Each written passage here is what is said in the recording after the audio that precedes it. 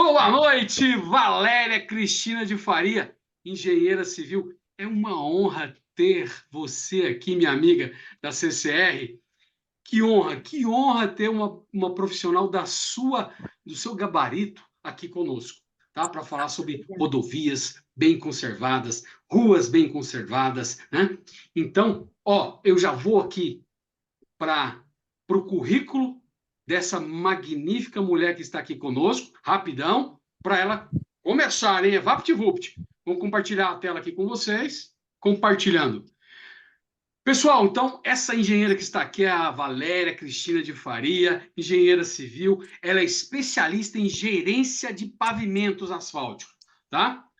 E tá aqui todo mundo vendo? Tá vendo aí o seu currículo, Valéria?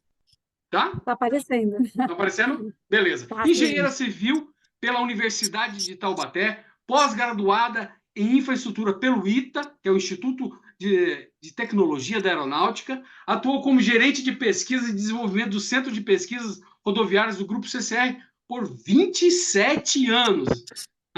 É muita experiência que ela está trazendo aqui para nós, tá? Foi responsável pela gerência de pavimentos da rodovia Presidente Dutra por mais de 20 anos, gente. E eu tive a honra de trabalhar na mesma empresa que essa moça, tá? Mais de 20 anos, rodovia Presidente Dutra, para quem nunca viu, é a rodovia que liga São Paulo ao Rio de Janeiro, tá? Que tem um tráfego estrondoso, tá? E essa menina cuidava de toda essa quilometragem, tá? São mais de 600 quilômetros. Fez intercâmbio internacional em Portugal, na concessionária Brisa, uma das primeiras concessionárias de rodovias da Europa, tá? Atuou como consultor, aliás, atua hoje como consultora da empresa Plena Infra Engenharia. Quem quiser contratar essa especialista, é a hora, tá bom? Bom, e quem ficar nessa transmissão até o final, né, vai ganhar esse livro aqui em PDF. E quem é a autora? Simplesmente Valéria Cristina de Faria, 20 anos de pesquisas rodoviárias na CCR Nova Dutra. Gente, é um orgulho ter você aqui. A palavra é sua, minha amiga. Isso, fechou. Tá ótimo. Beleza. Bom, vamos lá então, pessoal. Vou ser rápida aqui, porque o nosso tempo é curto. E eu vou falar um pouquinho sobre conceitos gerais de manutenção de rodovias à luz dos contratos de concessões de rodovias federais, tá? Eu queria começar falando sobre, o nosso patrimônio nacional. Existe em 2022, a CNT, Confederação Nacional de Transporte, ela fez uma grande pesquisa sobre o transporte no Brasil, né, de vários modelos. E eu trouxe aqui algumas informações do transporte rodoviário. Não sei se vocês sabem, mas nós temos uma malha de mais de 1.700.000 quilômetros de extensão no Brasil, lá registrado em 2021. Dessa malha, 12,4% é pavimentada.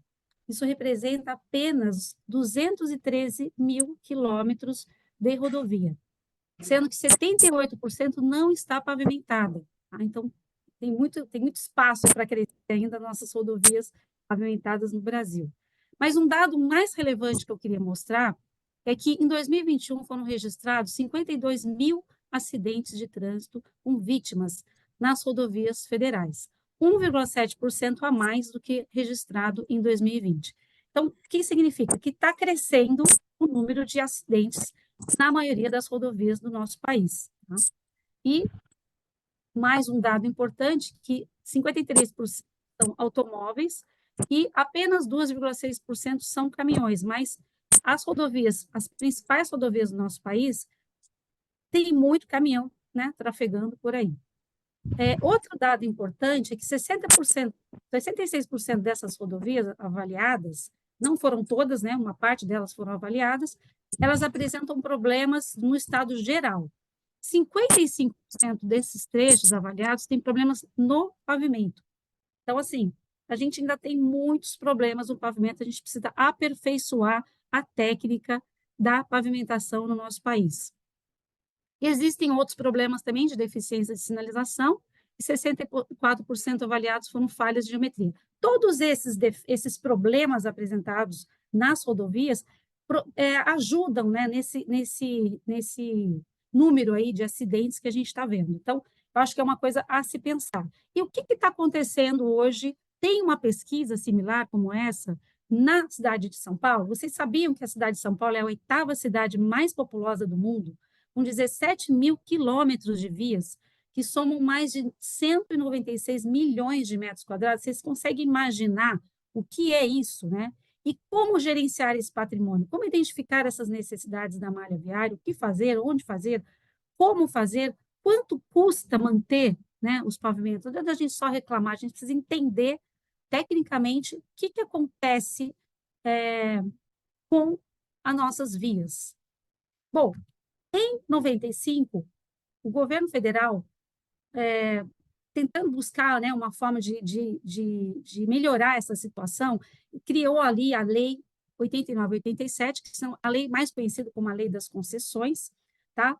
Onde ele concedeu algumas rodovias, as principais rodovias do país, para iniciativa privada. Eu não vou entrar nesse detalhe aqui, quem tiver interesse tem essa lei, né?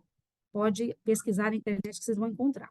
Bom, o que é relevante aqui? Que em 95, o país começou a, então, conceder rodovias. A primeira rodovia a ser concedida foi a ponte Rio-Niterói, que na verdade não é uma rodovia, é uma ponte, né? Mas logo em seguida, em 1º de março de 1996, veio a Nova Dutra. Eu comecei a trabalhar na Nova Dutra no dia 25 de março de 1996, juntinho, praticamente, com o início da concessão. Então, eu acompanhei todo o processo da evolução, né, das concessionárias. Inclusive, naquela época, em 95, o poder concedente era o DNR. E, em 2001, surgiu, então, a ANTT como agência reguladora, e hoje ela tem mais de 20 anos, é uma empresa madura e que é uma referência hoje no mundo em gestão, administração de rodovias concedidas, tá? Depois vieram as rodovias de segunda etapa, e isso só foi crescendo, terceira etapa, quarta etapa, quinta etapa. Agora a gente está aqui no segunda etapa, né, da Rio SP, não é mais a Nova Dutra, a Rio SP tem muitos desafios nessa concessionária, e a gente espera que a gente tenha um serviço de qualidade. E como é que funcionam as concessões? Então, tem um contrato de concessão e seus anexos, que refletem o que foi pactuado entre o poder concedente e a concessionária. Existe um documento que é o chamado famoso PER, que é o Programa de Exploração da Rodovia. Todas as pessoas que trabalham com concessão, elas sabem de cor e salteado esse documento, esse PER, porque aqui estão todas as diretrizes, né? Tudo que você precisa fazer, todo o escopo de obras e serviços, critérios, padrões, parâmetros mínimos de qualidade, todas as obrigações contratuais que a concessionária tem que cumprir, e também serve um documento de diretriz para a própria ANTT para fiscalizar a concessionária. Dentro desse PER, existe uma estrutura de frentes da concessão, o que tem que ser feito, né? Recuperação, ampliação, conservação, serviços operacionais, gestão ambiental, enfim.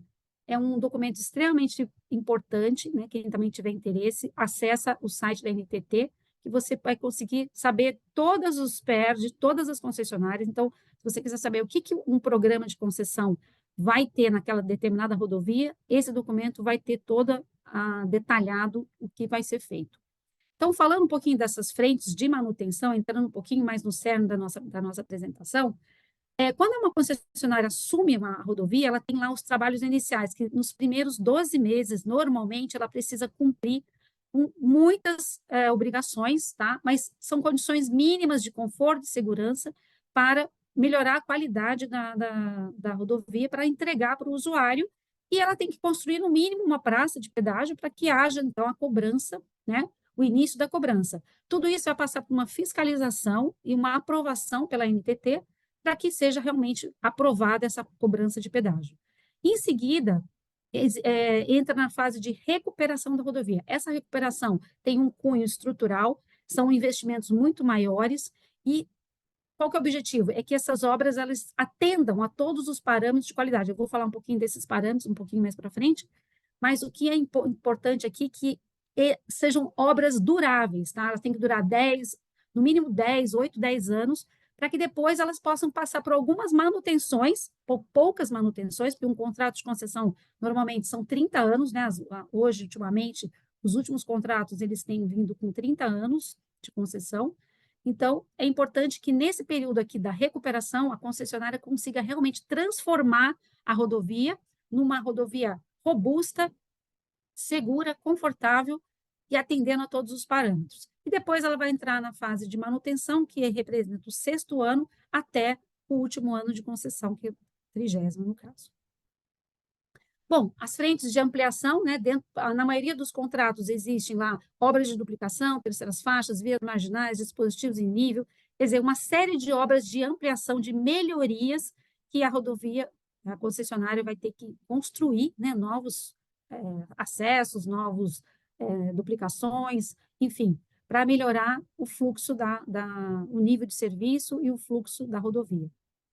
Depois tem as frentes de conservação, que é desde o primeiro dia da concessão até o último dia. Existem várias equipes que ficam espalhadas pela rodovia para cuidar da grama, da defensa, da sinalização, dos taludes. Não pode ter um buraco numa rodovia concessionada, então um buraco só é permitido que ele fique ali durante, no máximo, 24 horas. Se o poder concedente passar ali, a fiscalização passar e ver que aquele buraco já deu, né, já passou por mais tempo, ele vai ter uma atuação, né, vai receber uma notificação. Se caso não for corrigido aquela ocorrência, ela vai ser multada. Então, tem penalidades dentro de uma concessionária. Na frente de serviços operacionais, tem um centro de controle operacional, onde a concessionária ela consegue enxergar a rodovia toda e dar atendimento ao usuário. Tem as equipes de mecânicos, tem as equipes médicas, tem o callbox, onde o usuário ele pode parar em qualquer ponto da rodovia, entrar em contato com o 0800. Quer dizer, existe uma série de serviços aí que a concessionária oferece. Depois, o que são esses parâmetros de qualidade? São metas de qualidade a serem atingidas e mantidas pelas concessionárias. Elas estão relacionadas com todos os elementos da rodovia, seja sinalização, seja pavimento, seja drenagem, seja pontes, viadutos, taludes, enfim, todos os elementos existem parâmetros de desempenho que vão ser checados pela fiscalização e acompanhados ao longo dos 30 anos. Esses parâmetros de desempenho, eles orientam a fiscalização do contrato pelo poder concedente. Um descumprimento pode ensejar também penalidades ou até mesmo descontos tarifários. Nos últimos contratos de concessão, a ANTT colocou esse fator D, que ela desconta da tarifa, caso a concessionária não cumpra com as suas obrigações. Anualmente, existe uma avaliação de todos os serviços executados, e caso a concessionária não atenda, ela vai ter um desconto na tarifa. Ela vai passar um ano com um valor menor do que ela deveria, né?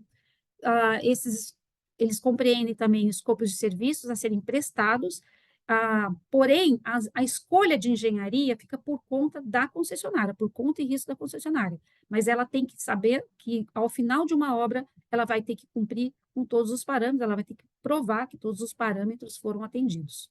Então, o uso desses parâmetros serve como uma bússola para guiar gestores nas tomadas de decisões mais assertivas, tanto a fiscalização quanto a concessionária. Como que a gente afere esses parâmetros de desempenho? São feitas monitorações anuais e levantamentos de campo o tempo todo na rodovia, em todos os elementos da rodovia, seja pavimento, elemento de proteção e segurança, obras de artes especiais, são pontes, viadutos, passarelas, sistemas de drenagem, terraplenos, estruturas de contenção, canteiro central, faixa de domínio, incluindo passivos ambientais, edificações, instalações operacionais, sistemas elétricos, iluminação, enfim, todos os elementos da rodovia, eles são monitorados o tempo todo e fiscalizados pela ANTT.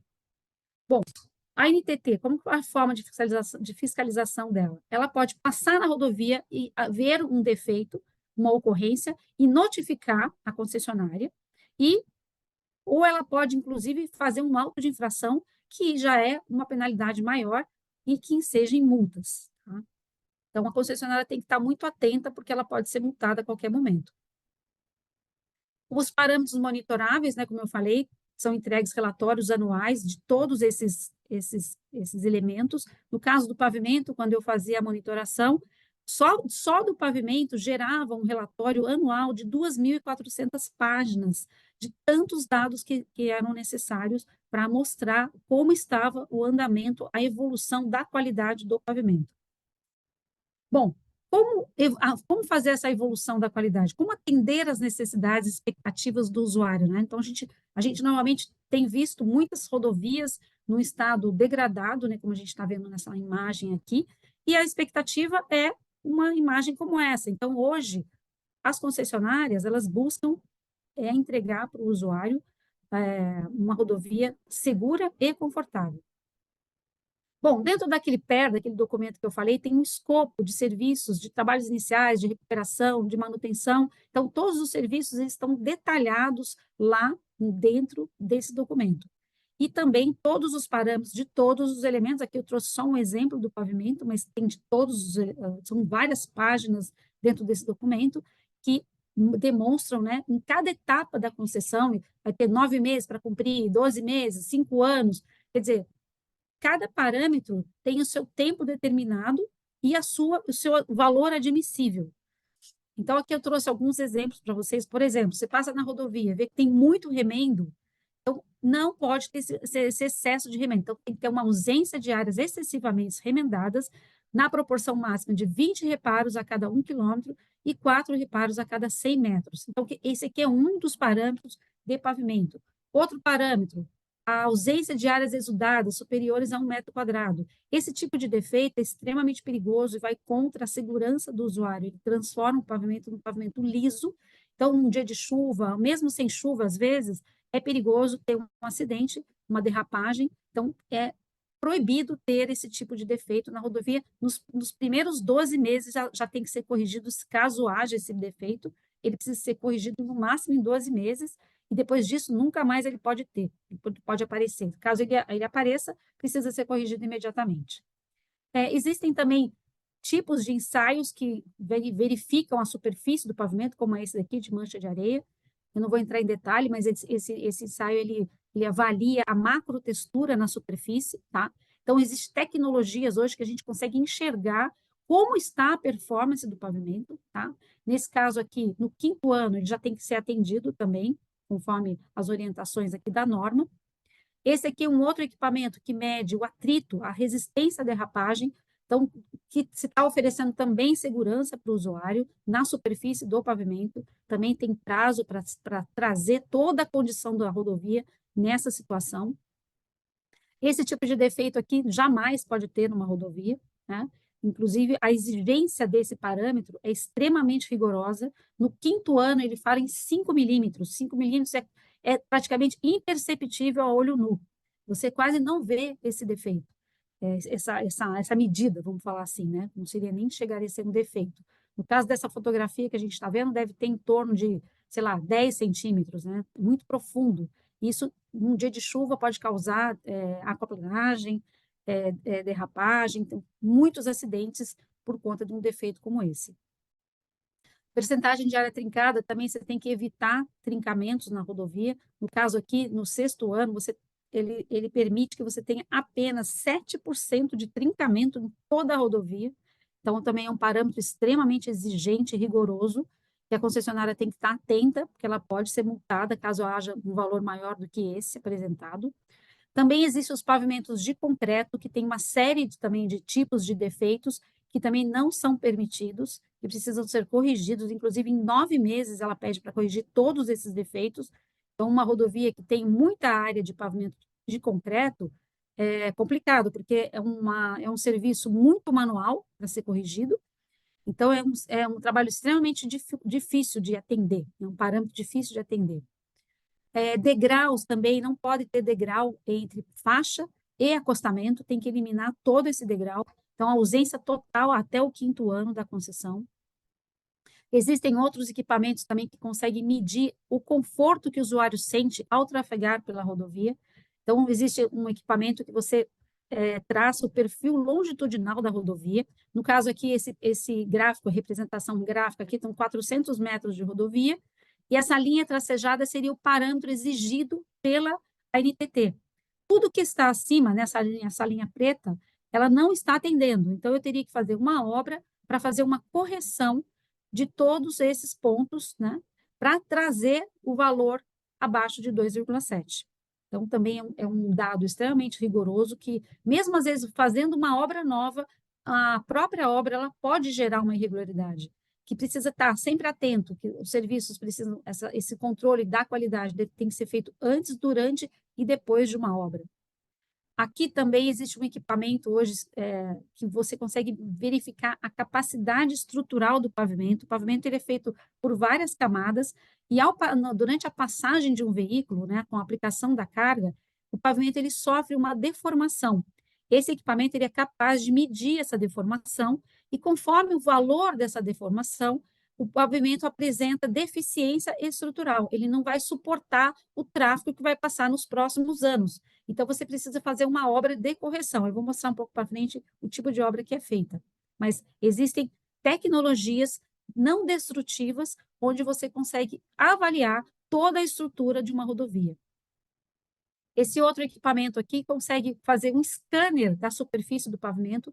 No passado, até 2013, no Brasil, até essa tecnologia ela é recente, ela tem apenas 10 anos no Brasil.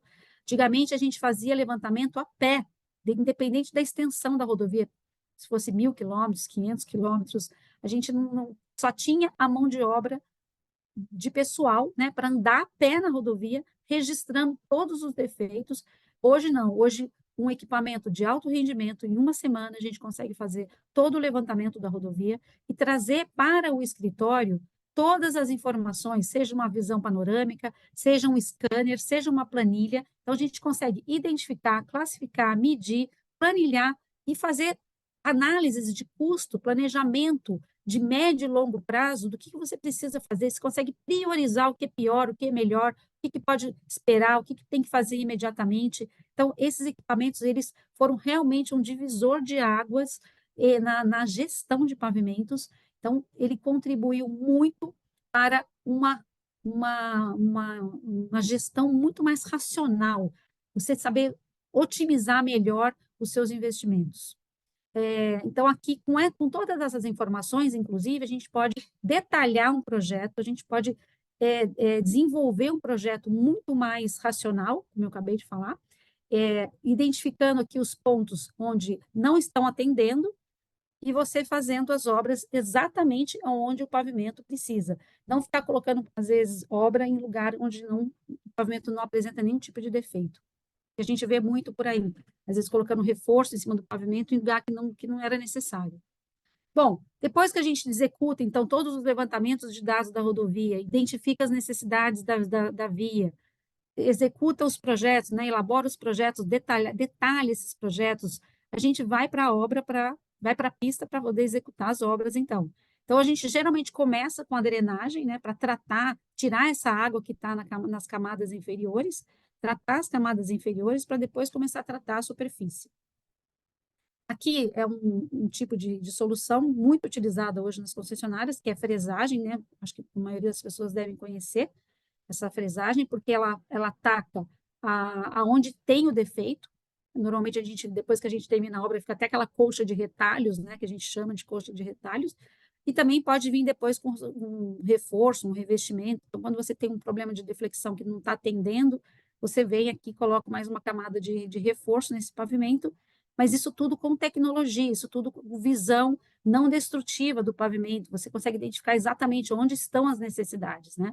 E nunca deixando de lembrar que é muito importante ter o controle tecnológico das obras, antes, durante e depois, caracterizar todos os materiais que você vai utilizar, de pedreiras, de asfalto, ter um laboratório para acompanhar realmente essas obras, para que você não haja nenhuma surpresa desagradável, negativa, após a execução das obras, como a gente viu em algumas fotos aqui que eu mostrei, deformações, trincamentos, né? Um pavimento, ele precisa durar no mínimo 10 anos, ele não é feito para durar 1 ou 2 anos. Então, um pavimento com qualidade, independente do tráfego que vai passar, se você fizer um projeto adequado, você vai ter pavimento aí para no mínimo 10 anos. Aqui também são fotos, né, mostrando as espessuras variáveis que você pode aplicar em cima do pavimento para reforçar esse pavimento, para adequar esse pavimento ao tráfego que vai passar no futuro. Então, quando as rodovias começam a aumentar o volume de tráfego, é importante que você faça uma adequação estrutural do pavimento, que senão você vai ter problemas, o pavimento não vai suportar as cargas que estão passando. Hoje também existem várias tecnologias de reciclagem, então a gente pode reaproveitar os materiais que estão na pista, principalmente quando você tem problemas já nas camadas inferiores, como a gente vê aqui no corte aqui, esse pavimento, porque quando você deixa o pavimento muito tempo sem fazer intervenções, as trincas, né, elas permitem que a água entre e atinjam as camadas inferiores, a base, a subbase. Então, quando você perde a compactação dessas bases, né, dessas camadas inferiores, é necessário que você venha com uma reciclagem, mexendo com todas essas camadas, né, e recompactando novamente, para depois colocar uma capa por cima e trazer de novo o pavimento nas condições para o usuário poder utilizar. Aqui é um tipo de técnica também que a gente chama de microfresagem, são fresagens muito finas na superfície do pavimento para tratar as irregularidades, tá? Aqui a gente pode colocar também camadas de revestimentos delgados, são camadas de 1 centímetro, 1,5 centímetros, 2 centímetros, no máximo 3 centímetros, que trazem um conforto absurdo para os usuários e aumentam muito a segurança também. Bom, para finalizar aqui, a NTT, né, depois de alguns anos, em 2014, ela iniciou um programa de indicadores para verificar como que estavam as suas concessões, né, vamos dizer assim. Então, tem uma série, esse documento aqui também pode acessar na internet, é o Manual dos Indicadores do Programa de Concessões de Rodovias Federais, mas eu trouxe aqui para vocês apenas o indicador da satisfação do usuário, que eu achei mais interessante, tá, para mostrar. Caso vocês tenham interesse de conhecer esse documento, também está disponível na internet. Como é que funciona o indicador de satisfação do usuário? Eles pegam o número anual de reclamações da concessionária, dividido pelo número anual de veículos passantes na praça de pedágio, milhões. E aí você tem lá os valores. Então, eles fizeram da primeira etapa das concessionárias, da segunda etapa, da terceira etapa. Eu fiquei bastante feliz porque eu vi aqui que, no caso da primeira etapa, a Nova Dutra ela conseguiu ficar no ranking aqui, porque foi o menor valor atingido, né? Aquela fórmula lá, quanto menor, melhor a rodovia. Então, é bem bacana, não vou entrar muito em detalhes aqui, mas também é um documento bastante interessante para ser pesquisado. E aqui eu trouxe uma imagem da rodovia Presidente Dutra, de como é que ela era antes, tá? Quando iniciou o programa de concessão, e uma imagem depois, como é que ela ficou. Né? Eu acho que é impactante essa imagem aqui, pelo menos para mim, que eu passei aqui centenas de vezes nesse trecho, né? E a gente vê essa transformação da rodovia, e eu fico muito feliz por ter participado dessa transformação também, de ter tido a oportunidade de fazer parte desse programa de concessão do nosso país. E, para finalizar, eu trouxe uma informação aqui que eu acho bastante relevante, que eu comecei a minha apresentação falando dos acidentes, que no Brasil é crescente o número de mortes e acidentes nas nossas rodovias, mas que, felizmente, aqui na Nova Dutra, a gente conseguiu reduzir a violência do tráfego em 73%. Então, a Dutra era considerada a rodovia da morte lá em 1996, as pessoas que trafegavam por ela tinham medo de trafegar. Hoje ninguém mais fala isso, ninguém mais nem lembra que isso existe, né? Essa nova geração não sabe mais disso. E além de ter crescido o tráfego em 70%, o volume médio diário, a gente teve uma redução no índice de mortes em 84%. Então, eram mais de 500 mortes por ano e hoje são 140, infelizmente, porque ainda morre muita gente atravessando a rodovia e também motociclistas que trafegam com motos pequenas. Então, esses são os principais acidentes que ocorrem hoje na rodovia. E aqui é um gráfico dos parâmetros que foram atingidos ao final da concessão. Todos os parâmetros foram atingidos. Tá? Eu não vou entrar muito em detalhe, mas eu gostaria de dizer, né, que eles foram atingidos. E isso trouxe toda essa transformação para a rodovia. Quem conhece a Dutra sabe que hoje é uma rodovia segura e confortável. Eu agradeço aí o novo, não sei se foi muito rápido, mas espero que vocês tenham gostado. Agradeço pela atenção de todos. Como o tempo está muito rápido, eu sou da área também, eu queria parabenizar a engenheira, nossa amiga e colega, pela apresentação e pelo novo, né, por essa oportunidade. E eu não gosto de me chamar de velho, não, mas eu tenho Esse ano eu faço 50 anos de engenharia rodoviária, Olha aí, que legal. consultoras para o DNR e DENIT. Que legal, que legal. Parabéns para a engenheira aí, muito boa palestra. Mas assim, concreto versus asfalto. Eu vejo que muitas vezes as pistas de ônibus é concretada e as pistas para carro e tudo mais é asfalto. Qual que é a diferença, durabilidade e o porquê?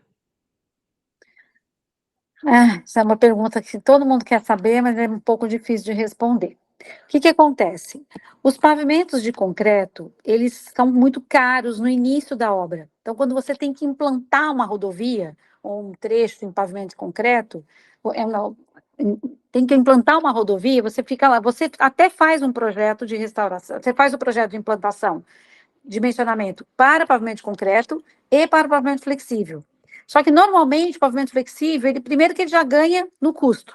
Ele acaba sendo mais barato do que a implantação do pavimento de concreto.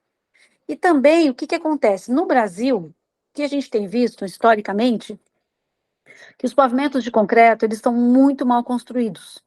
Então, eles geram muitos problemas precoces, que era um pavimento para durar no mínimo 30 anos, no mínimo 20 anos, para você começar a fazer qualquer tipo de manutenção. Só que o que a gente vê? Com 10 anos, os pavimentos já estão todos deteriorados. Então, o custo inicial foi alto, e logo em seguida você já tem uma manutenção. E se você não fizer essa manutenção, esse pavimento ele é perdido. Ele não, como o pessoal fala, ele não aceita desaforo. Ele não é que nem o asfalto, que você vai lá, dá uma fresadinha, bota uma outra capinha, ficou bom de novo, entendeu? O pavimento de concreto, não. Você tem que quebrar tudo e fazer de novo. Então, além de tudo, a manutenção é cara. Então, onde que ele ganharia? Ele ganharia num ciclo de vida.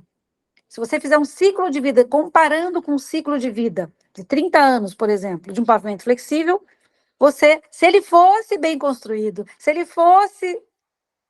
Aí você até poderia ganhar nos custos, entendeu? Porém, todo mundo tem medo de fazer pavimento de concreto, porque se ele der problema, não tem jeito. Não tem jeito. Ou você quebra tudo, ou você joga asfalto por cima, entendeu? Aí ele acaba virando um pavimento asfáltico de novo. Então, ele é o terror de todo mundo, sabe? Então, assim, nos últimos anos, está tendo um pouco mais de movimentação com relação a favor do pavimento de concreto, porque o asfalto, o insumo do asfalto subiu muito, encarecendo muito a técnica de pavimentação flexível. Então, começaram a estudar mais pavimento rígido e, por exemplo, o Paraná, né, o estado do Paraná, hoje está restaurando muito pavimento com pavimento de concreto.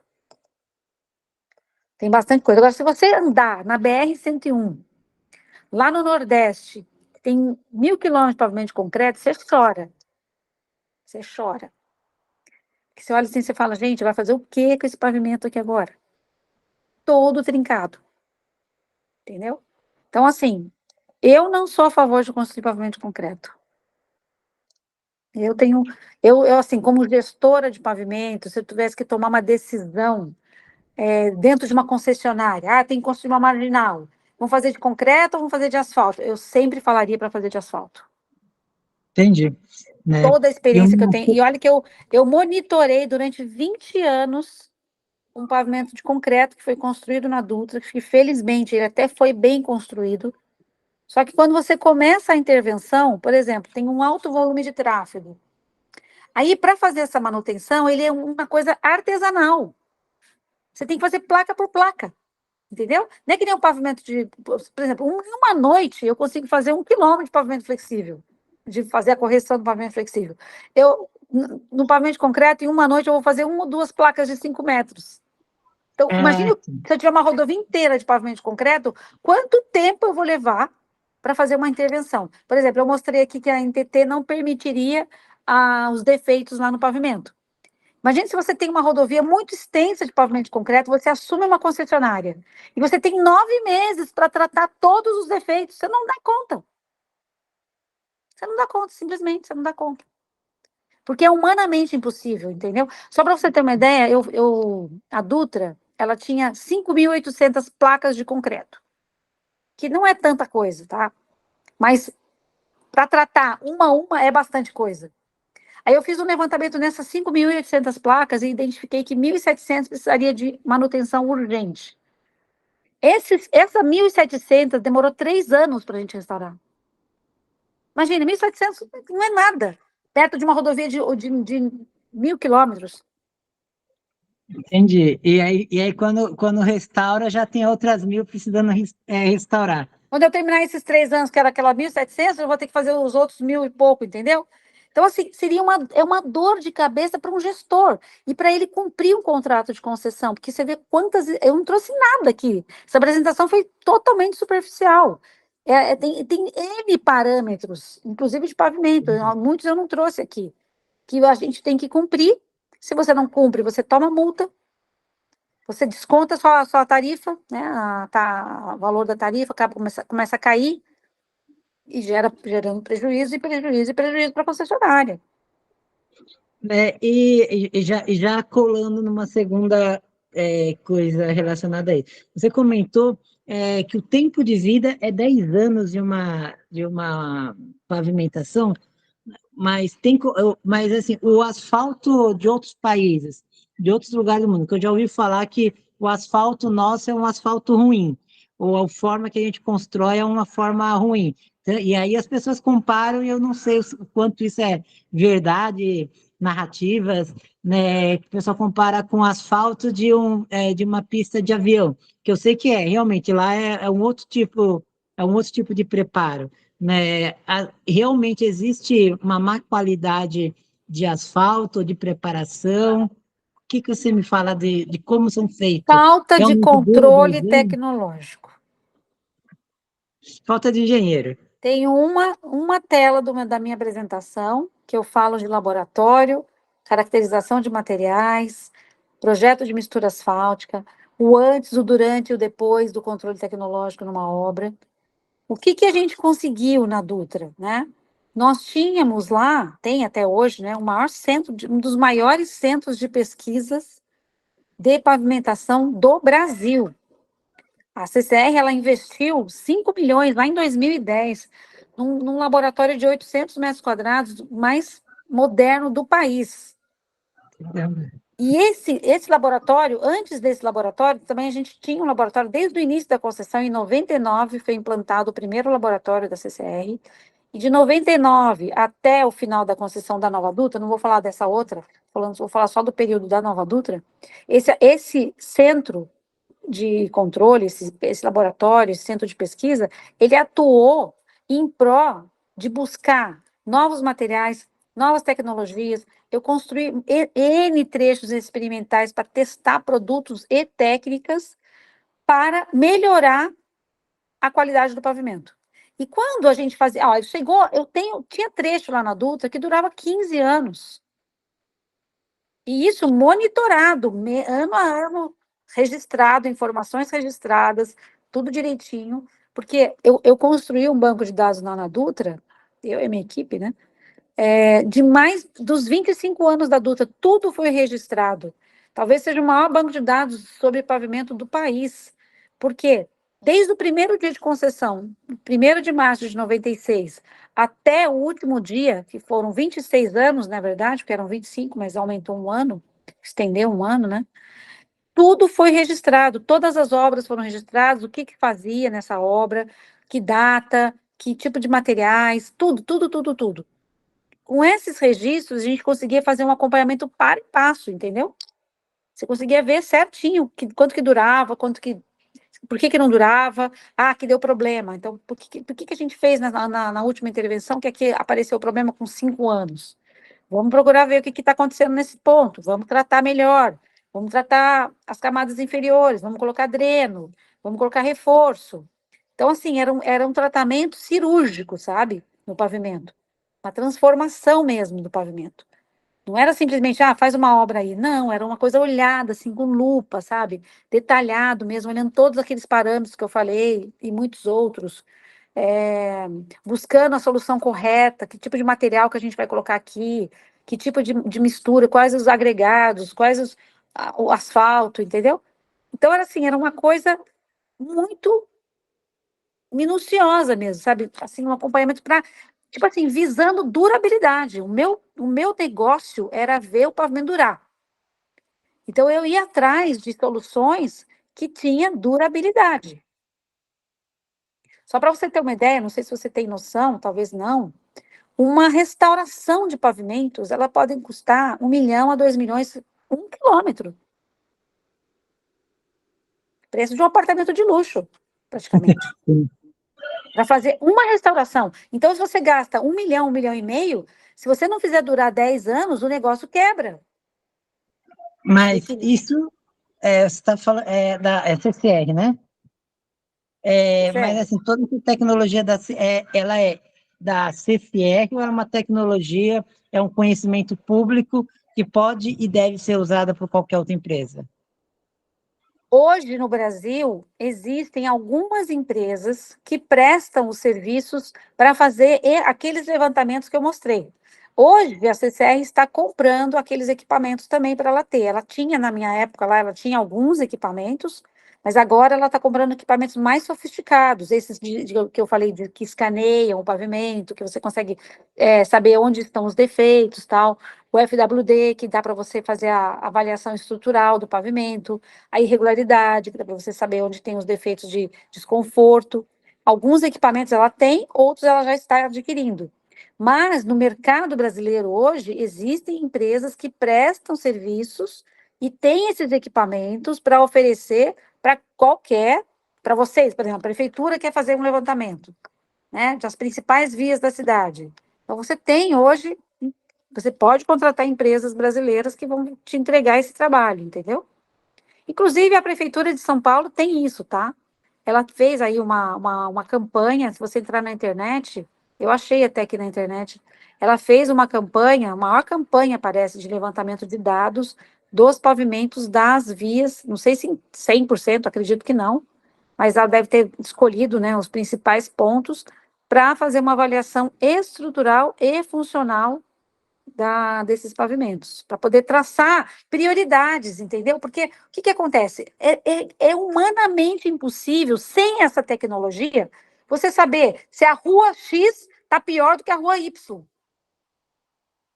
Quando você junta todos esses dados, que são centenas, milhares de dados, quando você faz uma campanha de levantamentos, você consegue, através de inteligência artificial, vamos falar assim, né? Você tem uma forma lá de você colocar esse Power BI que existe hoje, até as planilhas de Excel, entendeu? Você consegue hoje, com essa massa de dados que você consegue levantar, criar uma prioridade, criar um plano plurianual de investimentos. Por exemplo, vai ter 4 anos de gestão, de mandato. Então, você pode criar, através desses dados, identificar o que está ruim e criar um plano de ação que em 4 anos você vai conseguir ter uma transformação em 30% da sua malha, por exemplo. Entendeu? Claro que você vai ter que ver quanto dinheiro você tem, qual investimento você vai conseguir fazer, mas é por aí, entendeu? Você tem que fazer gerência de pavimentos, que chama. Inclusive, eu sou professora de gerência de pavimentos. Certo. Eu posso dar um curso, hein? Ô, Jefferson, quando vocês ganharem a Prefeitura de São Paulo, você me chama para dar um curso de gerência de pavimentos. E é isso, entendeu? Então, assim, é muito extenso. Fábio, eu fico, assim, perplexo com a humildade dessa mulher. Você acha que eu, prefeito de São Paulo, eu vou chamar você para dar um curso? Eu vou chamar você, minha filha, para ser secretária de infraestrutura. Isso é o mínimo. Você vai começar. Eu não falo. A bagagem que essa mulher tem, cara. É assim. Sim, muito. E ela está falando que foi superficial a apresentação, né? Não, então. Não, é porque é o seguinte. Não, foi, porque só para você ter uma ideia, o curso de gerência que eu dei agora em setembro foram 7 horas falando. Caramba! 7 horas, eu não falei tudo. Mas a culpa é minha, viu, e Fábio? Eu não falei a culpa tudo. É minha, porque essa doutora aí, ela me trouxe um calhamaço de 75, a uma apresentação não, de 75 era 48. 48. Mas pois é, eu falei assim, caramba, a hora que eu olhei, eu falei, Valéria, isso aqui é um curso de pós-graduação em gerência de pavimento. Cara, Olha, Muito essa bom. mulher, cara, ela, gente, nós temos que conversar, viu, Fábio, com o pessoal de São José dos Campos, para botar em contato Sim, com a Valéria, porque vai ter candidato a prefeito aí, Valéria. exatamente. A Valéria, Vamos votar no novo. a Valéria vai É, estar, ela está subutilizada, sério mesmo, Fábio. Ela está Eu estou no subutilizada. período sabático. Não, não, não, não vamos botar, não tem que botar essa mulher para trabalhar, cara. ó, Estou no período sabático. Nós temos que botar essa mulher para ela já trabalhar está vestida a para melhorar a caráter, nossa ela já está cidade. vestida a caráter. Eu já vim até de laranja, ó. Tá. Fazer duas perguntas para a gente encerrar, depois se quiser falar alguma coisa. A segunda é meio indireta para alguns prefeitos aqui. Mas É. um dado me chocou, porque eu tinha uma visão um pouco diferente, né? Às vezes, quando a gente. Algumas coisas saem mais na TV, no jornal, né? Então, quando a gente vê números, né? E cada número reflete uma realidade de um local e de um tempo. Em um dos slides falou sobre o número de acidentes, de mortes, né? E a maioria é de automóveis, e depois, no segundo lugar, de motos. O que você acha que atribui o fato de ser automóveis o maior índice de acidentes? Porque lembra que eu falei lá na primeira tela da minha apresentação? Deixa eu até colocar aqui, só para eu lembrar os valores que eu falei. 53% da frota são automóveis. E apenas 2,6% são caminhões. Não tem como você não ter um número muito maior de acidentes com os veículos, entendeu? Com os automóveis. Proporcionalmente.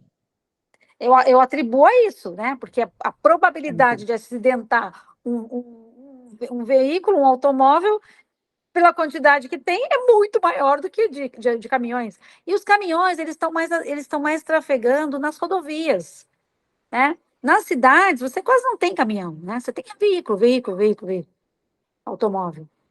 Então, Entendi. assim, eu acho que é isso, entendeu? Não tem Entendi. essa informação, assim, categoricamente para te falar. Mas, assim, pelo E dado o que que apresenta, E o que causa os acidentes é velocidade, embriaguez, esse dado você não teria. no caso da CCR, tá? Isso foi gerenciado, porque lá eles gerenciam os acidentes. Então, hoje, o que morre muito? Depois que a rodovia passou por uma transformação, né, melhorou a sinalização, melhorou a parte de sistema de segurança, melhorou o pavimento, enfim, uma série de dados, né, que nem tirou degrau de acostamento, tal. Quer dizer, tudo isso contribuiu para a redução de acidentes. Só que o É. que morre hoje na Dutra? Eu falei que saiu de 500 para 100 e pouco, sendo que teve 70% de aumento de veículos. O que morre hoje na Dutra? Atropelamento, porque as pessoas querem atravessar a rodovia, apesar de ter bastante passarela, mas a passarela também não consegue estar em todo lugar, né? Então as pessoas continuam atravessando a rodovia, então elas morrem atravessando a rodovia. Morre muita gente no pedágio, infelizmente, tem muita batida no pedágio, nas praças de pedágio, e morre com motos pequenas, tipo CG, assim, sabe, 125? Motos grandes não se envolvem muito em acidentes, mas as pequenas se envolvem muito, Questão porque do vácuo. elas não têm velocidade, elas não têm arranque, né? Não conseguem, acho que é isso, entendeu? Elas não conseguem sair, né, de um ponto, às vezes, se livrar de um acidente, se livrar de um veículo, sei lá. Então, Muito isso é leve. o que mais acidenta hoje na Dutra e o que mais morre, entendeu? Você vê, atropelamento não tem a ver com a rua, com a estrada. Exatamente. É a falta de educação, de paciência, de respeito, a ignorância do povo. Entendeu? Não tem nada a ver com a rodovia isso aí. Né? Então, Exatamente. se você pudesse tirar esse número de pessoas que morreram atropeladas, você vai ver que o número ainda cai mais ainda. Cai mais ainda. Exatamente. Né? Exatamente. Então, você tem que... Agora, o que eu falo hoje, tá, gente? Eu tenho estudado, eu fiz um curso aqui de Power BI esses dias, e o cara começa assim, ó, o curso. Dado é o petróleo. Dado é o novo petróleo, ele fala. Dados é o novo Exatamente. petróleo. Se você tem dados, você consegue fazer análises. Se você tem dados, você consegue projetar, planejar, melhorar. né? Você cria uma curva de desempenho onde você vai melhorando ao longo do tempo e depois você colhe resultados lá na frente. Agora, se você não conhece, você não sabe nem de onde você vai sair, para onde você quer ir, você não sabe nada, você está perdido. Então, a primeira coisa, você precisa mapear as coisas. Por exemplo, por que eu quis trazer essa pesquisa? Para chamar a atenção que alguém fez uma pesquisa. Por que não se faz uma pesquisa dessa nas cidades? O que está acontecendo com a cidade? O que está acontecendo com o usuário? Onde está tendo mais acidente? Por que está tendo um acidente? Né? Tem que gerenciar as coisas, entende? Senão, você vai continuar batendo cabeça. Fazendo o mesmo, né? Sempre a mesma coisa. Não vai mudar nada, entendeu? Para você mudar, você tem que ter compreensão do que está acontecendo, fazer um depara. Aonde eu quero chegar? Quero chegar aqui. Qual é o caminho que eu preciso seguir? É esse aqui. O que eu preciso fazer? Tal coisa. Aí você tem que se unir a equipes, a pessoas que entendem, e mapear as informações. Uma concessionária, por que ela consegue evoluir? Porque ela tem a exigência contratual desse mapeamento de todos os dados, de gestão ambiental, de acidentes. A ANTT, ela exige que você entregue todo mês o relatório de acidentes. Como é que foi, tudo é registrado, como é que aconteceu o acidente, como é que não aconteceu. Por exemplo, está relacionado com pavimento? Não é fácil de identificar um acidente, não é fácil acusar o pavimento. Só que, tipo assim, você pode fazer uma verificação, se lá está liso o pavimento, se foi um derramamento de óleo, alguma coisa que caiu, entendeu? Você consegue fazer.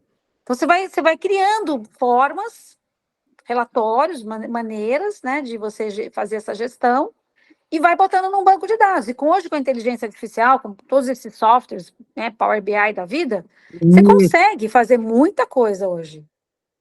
Legal, legal. Né? E para falar em muita coisa, algo que tem muito acontecido, e aí é uma pequena cutucada, eu não vou nem citar nome de cidades e de prefeitos, mas eu tenho percebido em várias cidades, nesses últimos meses, para não falar nessa época de virada de ano de eleição, parece que todo prefeito, pelo menos nas proximidades, está pavimentando um monte de rua. Não sei se na sua cidade, né, tem sido isso. O que está acontecendo? Virou moda pavimentar no ano de eleição? É o tipo de reforma mais Isso aí, barata? na verdade, né, desde que eu sou criança, minha mãe falava, é uma prática dos prefeitos, né, de chamar a atenção do usuário, né, do eleitor, que ele está fazendo obra, né, ele está melhorando as vias, entendeu? Aqui em São José, felizmente, eu até vejo, eu reparo muito no pavimento, não tem como, né? Eu ando andando na rua só olhando para o pavimento, praticamente. E assim, eu já tinha mapeado na minha mente, como gestora de pavimentos, as ruas que precisavam de restauração, né? Que precisavam de uma manutenção. E como ele começou também esse programa de manutenção aqui, mas eu tenho observado, pelo menos, que aonde está tendo as manutenções aqui, está tendo nas ruas que necessitavam, tá? Até eu já ouvi falar que aqui em São José tem um sistema de gerência de pavimentos.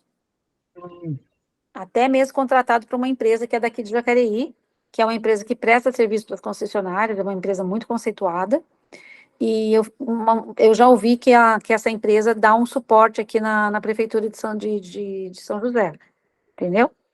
E, inclusive, utilizando até alguns equipamentos do que a gente mostrou, do que eu mostrei aqui na minha apresentação. Mas eu não tenho certeza, porque eu não conheço ninguém assim de lá para saber se realmente foi feito. Uma gerência num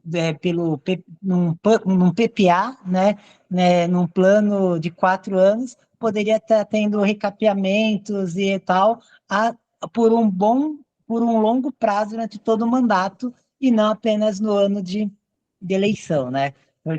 Parece que eles empurram tudo para o último ano, né, para fazer pavimento, porque a pavimentação, ela chama muita atenção das pessoas, né? Por exemplo, o que faz embaixo da terra, todo mundo fala, prefeito nenhum gosta de fazer obra embaixo da terra, né? Porque ninguém vê. Água, saneamento básico. Legal, muito bom. Mas assim, São José é uma cidade muito bem cuidada, sabe? A gente, como morador aqui, a gente não pode reclamar muito, não. Pelo menos assim, onde eu moro também, né? Eu moro um bairro que é muito bom, então a gente acaba ficando nessa bolinha aqui, né? Mas eu às vezes ando, né, mais longe e tal, e a gente vê que a cidade, no geral, ela é bem cuidada. Mas isso aí já vem de alguns mandatos, né? Não é desse último, entende?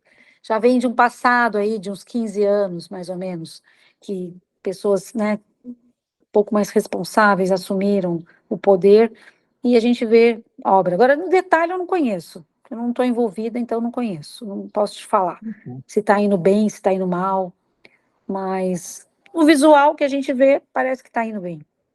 Estive aí há pouco tempo atrás, e fiquei impressionado, nunca tinha ido visitar. Meu irmão morou aí durante algum tempo, eu nunca consegui ir visitá-lo, mas outro dia eu fui aí num evento e realmente cidade muito bonita. É Bonita, legal. bonita. Muito Muito bem obrigado pelo. cuidada, arborizada demais, as ruas são limpas, a segurança funciona, sabe? A gente quase não escuta falar de, né, de coisas assim, violência, sabe? Eu também sou meio alienada, sabe? Eu não assisto muito televisão, mas assim, eu não escuto assim, no geral, sabe? Não estou É, perdendo nada, ultimamente. por isso que eu parei, porque só traz nervoso e aflição para as pessoas, sabe? Então, eu prefiro criar um mundo meu que não me envolvo muito com esse tipo de informação. Acho que a gente vive mais em paz, sabe? Com certeza, A gente vive com mais em certeza. paz. Tá certo. Muito obrigada aí por responder as questões, por esse plus aí. Imagina. Estava pensando, não sei como vou fazer, Jefferson, se joga tudo junto, separado, Ah, depois a tá. gente vê que Então, arte a gente faz aí. sim, sim, depois é bom você editar aí. Vai ser ótimo. Um bate-papo Beleza. maravilhoso. Então, a Valéria está me devendo uma entrevista. Ai, meu Deus. Cara, a vida dessa mulher, Fábio, cara, é um exemplo. Você só conhece gente top, né? Cara, olha, a Valéria tem assim, a vida dela, cara, assim, é um exemplo assim de tirar o chapéu. Diferente. A menina estudada, sabe, que veio de baixo, veio subindo. Cara, trabalhador, carteira assinada Coração. desde os 17 anos, Fábio. Eu já sou aposentada, o Fábio. Já? Já sou aposentada há 4 anos já. Eu sou aposentada. Eu Uau. realmente comecei bem cedo com carteira assinada e nunca parei de trabalhar. Então, isso, né, hoje traz um pouco de paz, inclusive. Legal. E assim, a vida é tão engraçada que eu formei engenheira, né? Sou técnica em edificações, aí fui fazer engenharia, que era, né, sempre gostei dessa área, desde de menina, eu queria fazer engenharia e tal. Meu pai era projetista na Volkswagen. Então eu via meu pai desenhando em prancheta na minha casa. Tinha prancheta na minha casa, meu pai fazia projetinho e tal. E eu ficava encantada com aquele mundo ali, então eu queria ser engenheira. E aí, olha como é engraçado. Eu comecei meu primeiro emprego, eu terminei o técnico e precisei fazer um estágio. E fui trabalhar no escritório de arquitetura. E o arquiteto, dono do escritório, insistindo para eu fazer arquitetura, que eu devia fazer arquitetura, eu falei, não, vou fazer engenharia.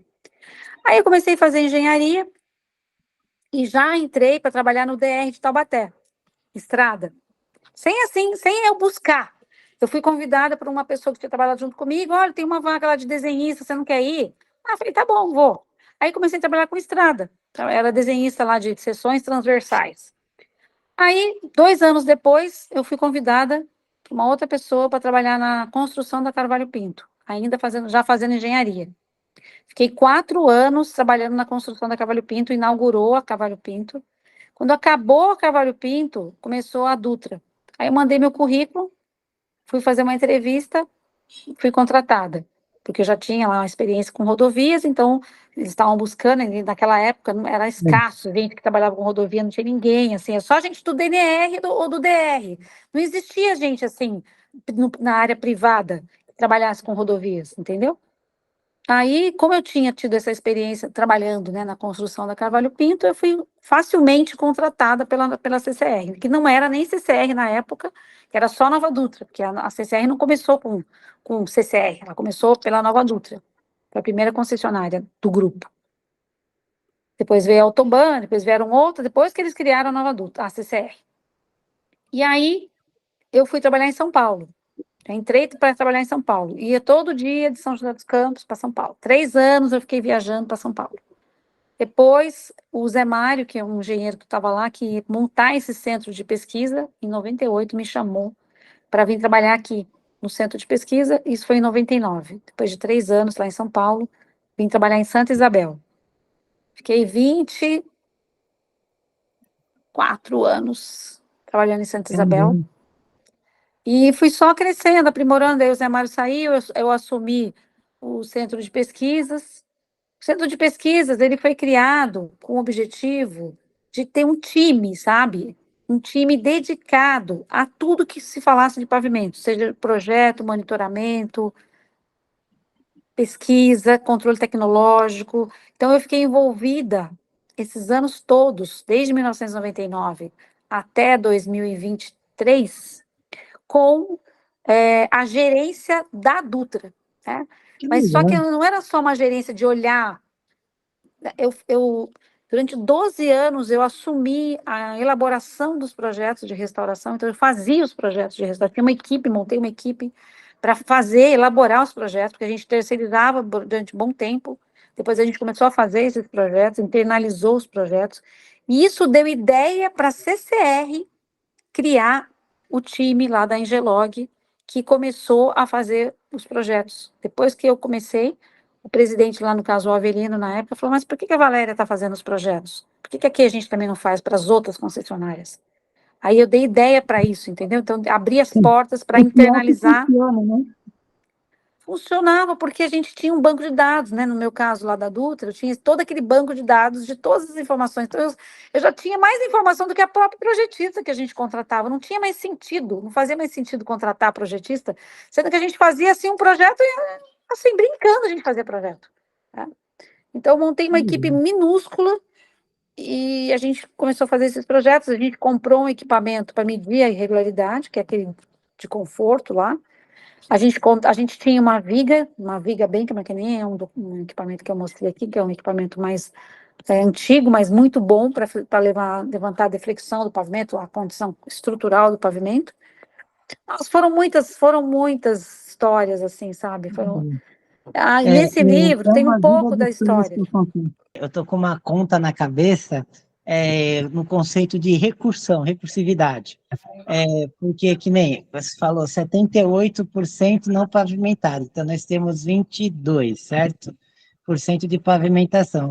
Não tem 22, não tem 22. Ó, você tem de 1.700.000 quilômetros, né, de extensão total da malha rodoviária, que é uma malha que nem deveria ser chamada de malha, né? Porque são vias, né? Vias que a gente não sabe como é que elas estão. Enfim, isso em 2021. 12,4 está pavimentada. 9,1 está planejada. Que eu não sei o que significa esse planejada. Se é planejado para pavimentar, ou se é planejado para aumentar as 1.700 que já existem, entendeu? Com novas vias, que podem ser não pavimentadas. Então, assim, pavimentadas mesmo, você só tem 12%, que representam 213 mil quilômetros. Caramba! Tipo, o Brasil não é nada, entendeu? Verdade. Então, assim, e os 78% é uma extensão não pavimentada mesmo. Então, eu acredito que aqueles 9,1 ali para formar o cálculo todo ali dos 100%, são vias que estão em terra e que estão planejadas para serem pavimentadas, entende? Eu acho que é isso que ele quis dizer com a pesquisa aqui. Que assim, fazendo a minha conta estatística, né? Se tudo dura, vamos colocar alguns números teóricos. Se tudo dura 10 anos, a cada 10 anos eu tenho que refazer esses 12%. Então, se eu aumento, se eu tenho que a cada 10 anos refazer os 12%, como eu vou continuar aumentando de 12, 15 e tal, se a cada 10 anos eu tenho que refazer mais? É uma coisa infinita. Se você assistir uma palestra do diretor de manutenção lá do DENIT, ele vai falar isso. O que está acontecendo hoje no Brasil? Eles não têm dinheiro nem para manutenção do que existe, quanto mais para implantação de novas vias, entendeu? Então, É um eu falei sistema aqui na minha caótico. eu falei um pouquinho aqui na apresentação que as concessões, elas abriram um caminho, né, uma via para uma melhoria. Porque saiu do poder concedente, do poder público, vamos chamar assim, né, do DENIT, para passar para uma iniciativa privada, que vai cobrar pedágio, que ela vai se manter, ela vai se autossustentar ali, através da cobrança de pedágio, né? E vai cuidar, e vai ter que atender os parâmetros, e vai ser fiscalizada, e vai ser, enfim. Só que essas concessões, elas só são viáveis para as rodovias com alto volume de tráfego, senão não paga a conta. E isso, são poucas as rodovias, né? Se você somar tudo, eu não sei quanto tem aqui, mas, sei lá, 30 mil quilômetros, entendeu? Não chega E nem aí, perto daquele 213 mil ali. O DENIT ainda tem o poder da maioria, assim, e mesmo com disparada. pedágio, mesmo com Da tudo, maioria disparada das rodovias para cuidar. Ele tem que cuidar de tudo, né? praticamente. E mesmo com o pedágio e tudo, acaba não fechando a conta para o cidadão e governo e tanta coisa envolvida que é um problema caótico, né? Quanto mais. Não. E o pior, que nem as concessionárias estão dando conta. Nossa. Que a gente passa por aí, por várias concessionárias que estão um horror. Só para Fábio ter uma noção, chuta para nós, aliás, dá uma ideia para nós de quantos veículos passam no primeiro pedágio da Carvalho Pinto por dia. Da Carvalho Pinto eu já não sei, né? Não sei. Eu tenho aqui, eu tenho numa outra apresentação minha o gráfico da Dutra de veículos, entendeu? Mas assim, vamos pegar ali a chegada de São Paulo, Guarulhos, que é um lugar que todo mundo conhece. Sim, sim. Ali tem 300 mil veículos dia. Caraca, Fábio, 300 mil veículos dia. muita coisa. Se você não faz um pavimento para durar, o que vai acontecer? Você vai ter interferência no tráfego toda hora ali, entendeu? Então, você tem que fazer um pavimento ali para durar 10 anos e esquecer. Vai lá, restaura, dura 10, faz uma boa restauração, vira as costas e vai para outro trecho. Só para você ter uma ideia, eu passei os 25 anos da Dutra restaurando pavimento de janeiro a janeiro. Como é que a gente fazia? Qual conta que eu fazia? Eu pegava a rodovia e dividia por 8. Então, eu tinha mais ou menos uma verba para fazer, em média, 120 quilômetros por ano. Por quê? Às vezes, a gente entrava num quilômetro que tinha lá uns 100 metros que estava com problema, entendeu? Não é que toda vez o quilômetro inteiro vai passar por intervenção. Às vezes, um pedaço que não está legal, que ainda tem um problema estrutural, você tem que voltar ali, fazer uma restauraçãozinha para ir melhorando, para ir nivelando e fazendo uma melhoria geral na rodovia. Eu me sinto missão cumprida. Sem brincadeira. Ótimo. Eu me sinto assim, eu fiz a minha parte, eu não vim em vão nesse mundo. Eu não vim em vão nesse mundo. E eu fiz o que eu tinha que fazer, entendeu? Eu fiz logo, eu não fiquei marcando bobeira. Eu peguei logo cedo e fiz, até o dia que Deus falou: chega, você não é mais escrava agora, você está livre. Você está livre da escravidão. Agora você é livre. Verdade, gente, porque você não tem noção o que é cuidar de uma rodovia. Você não tem noção. É um estresse da manhã, da hora que você acorda, da hora que você dorme. Entendeu?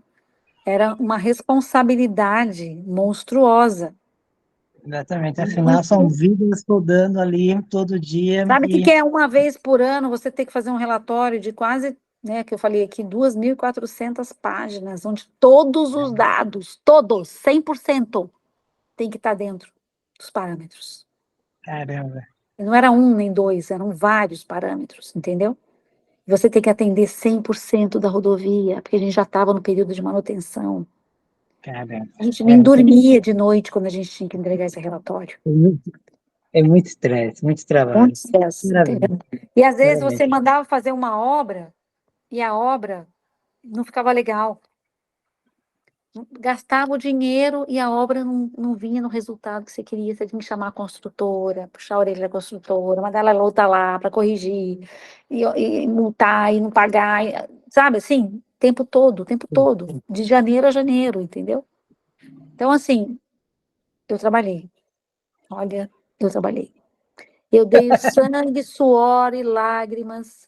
Mas, assim, tudo com muito amor, sabe? Eu não me arrependo de nenhum dia do que eu vivi. Faria tudo de novo.